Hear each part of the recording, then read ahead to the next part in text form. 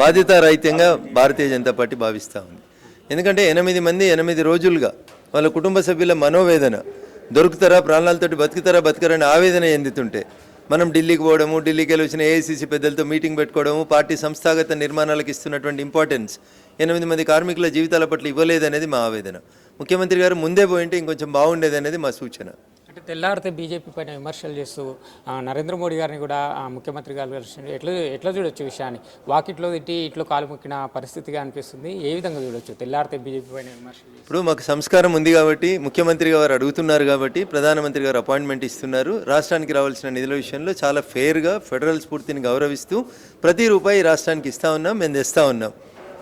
అక్కడ మంచిగా మాట్లాడి బయటకు వచ్చి తిట్టడం అంటే ఆయన ఇక ఎట్లాంటి నైజం అనేది అర్థం చేసుకోవాలి మీరు. కేంద్ర మంత్రి కిషన్ రెడ్డి గారు ఏం చేయలేదని చెప్పి మాట్లాడారు. కిషన్ రెడ్డి గారితో రేవంత్ రెడ్డి గారికి పోలిక ఉండదు, పొత్తు ఉండదు, పొంతన ఉండదు. కిషన్ రెడ్డి గారు ఒక సిద్ధాంతం కోసం గత 3 దశాబ్దాలుగా కష్టపడి 4 దశాబ్దాలు కష్టపడి పనిచేస్తుంది. రేవంత్ రెడ్డి గారు అవకాశాల కోసం అందరి దగ్గరికి పోయి ఇచ్చినాడు. ఆయన వచ్చి కిషన్ రెడ్డిని తిడితే అది మంచి పద్ధతి కాదు. అది కాంగ్రెస్ పార్టీ అంతర్గత వ్యవహారం.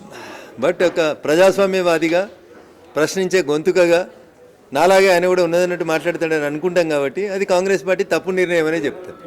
అదే ఒకవేళ వేరే సామాజిక వర్గం అయితే ఇదే విధంగా చర్యలు తీసుకునే వాళ్ళ అని చెప్పి కూడా కొంతమంది మాట్లాడారు. అది మహేష్ కుమార్ గౌడ్ని అడుగుంటున్నా మీరు. బీసీ అని చెప్తున్నాడు కదా. బీసీలకు 10 మంది మంత్రి పదవులు ఎందుకు వేయలేదు అనేది మహేష్ కుమార్ గౌడ్ గారిని అడుగుండ్రి.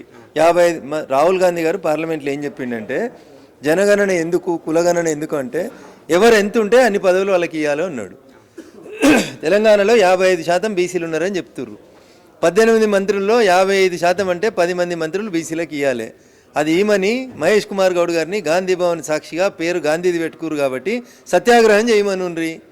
బీసీల గొంతుకగా నిలబడి బీసీల హక్కుల కోసం కొట్లాడిన ఒక ఎమ్మెల్సీని సస్పెండ్ చేస్తే బీసీ పీసీసీ అధ్యక్షునిగా అన్యాయం జరిగిందని మాట్లాడమనుండ్రి.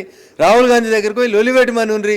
గది చేయకుండా బీజేపీని తిట్టి ఇంకా మీరు బయ్యారం స్టీల్ ప్లాంట్ ఇస్తలేరంటే బయ్యారం స్టీల్ ప్లాంట్ కావాలంటే ఆంధ్రప్రదేశ్ పునర్వ్యవస్థీకరణ చట్టం 2014లో రాయాల్సింది ఉండే మహేష్ అన్న. అప్పుడు మీరే రాసిండ్రు ఫీజిబిలిటీ ఉంటే పెట్టుర్రు అన్నారు.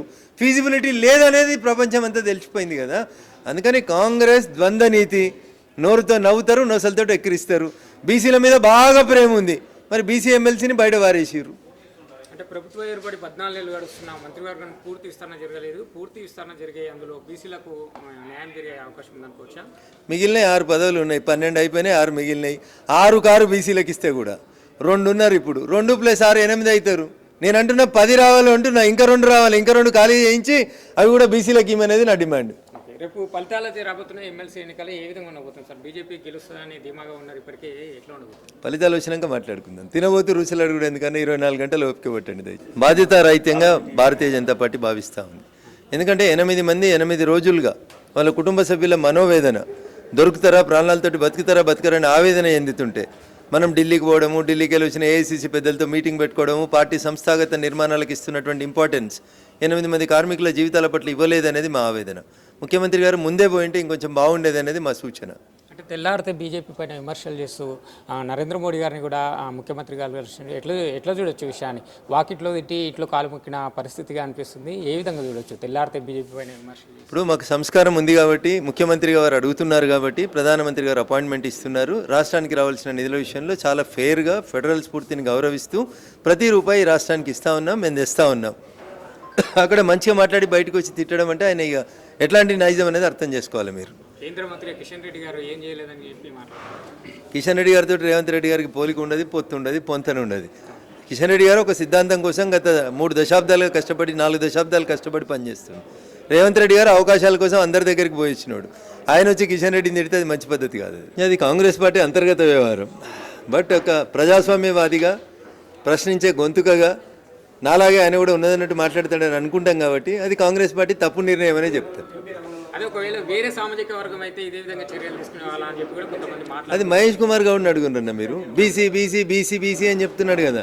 బీసీలకు 10 మంది మంత్రి పదవులు ఎందుకు వేయలేదు అనేది మహేష్ కుమార్ గౌడ్ గారిని అడుగుండ్రి.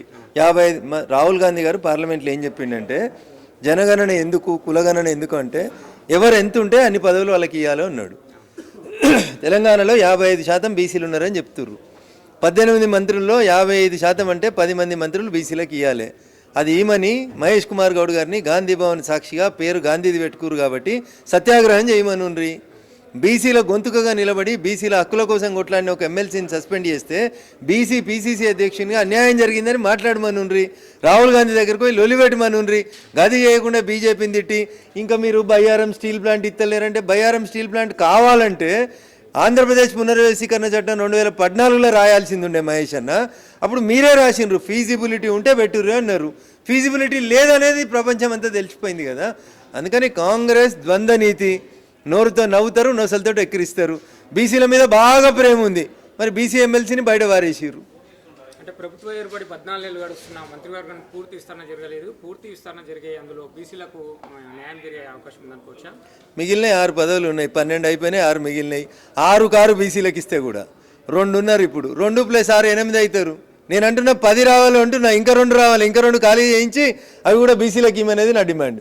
రేపు ఫలితాలు రాబోతున్న ఎమ్మెల్సీ ఎన్నికలు ఏ విధంగా ఉండబోతుంది సార్? బీజేపీ గెలుస్తుందని ధీమాగా ఉన్నారు, ఇప్పటికే ఎట్లా ఉండబోతుంది? ఫలితాలు వచ్చినాక మాట్లాడుకుందాం. తినబోతు రుచులు అడుగుడు ఎందుకన్నా 24 గంటలు ఓపిక పట్టండి దయచేసి.